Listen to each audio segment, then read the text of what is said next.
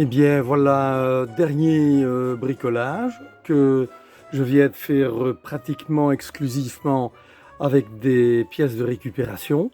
Donc en fait, il n'y a que la commande à distance et le récepteur qui ont été achetés. Tout le reste, c'est avec des pièces qui étaient destinées au conteneur. Donc en fait, l'émetteur qui est ici dans une petite boîte qui a été faite à l'imprimante 3D, le voici. Du fait qu'il ne peut pas être alimenté à plus que 7 volts 4 maximum, j'ai mis ici une petite diode pour faire chuter la tension à 0,7 volts. Les deux batteries ici, ce sont des batteries de récupération d'ordinateur. Donc quand elles sont bien chargées, on est à 8 volts. C'est pour ça qu'il faut chuter la tension ici à 7 volts 3. La diode évidemment est utilisée pour ça. Alors comme vous voyez, c'est une petite voiture qui était jetée avec le moteur arrière qui a été ici découpé hors de sa carrosserie.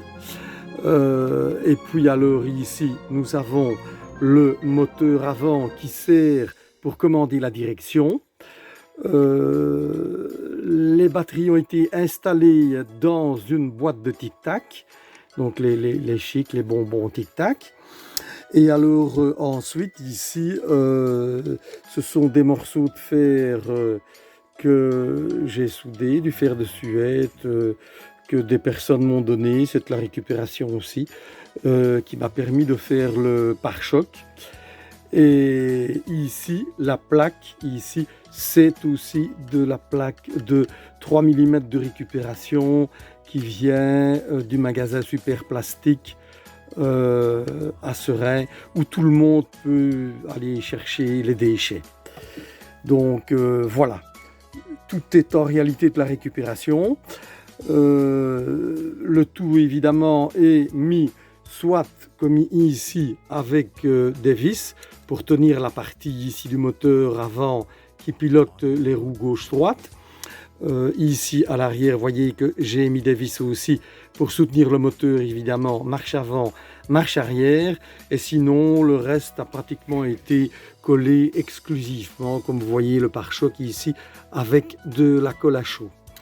Donc voilà, c'est relativement simple. Je mettrai le lien dans la description pour vous procurer ici le petit récepteur, de même que ici l'émetteur.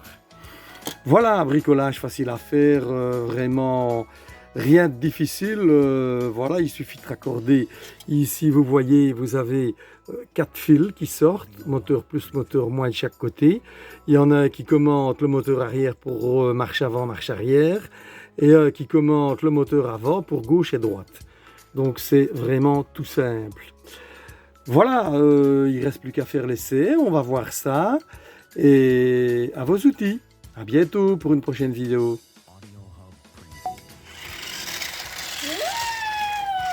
Cette voiture. Je vais aller la rechercher de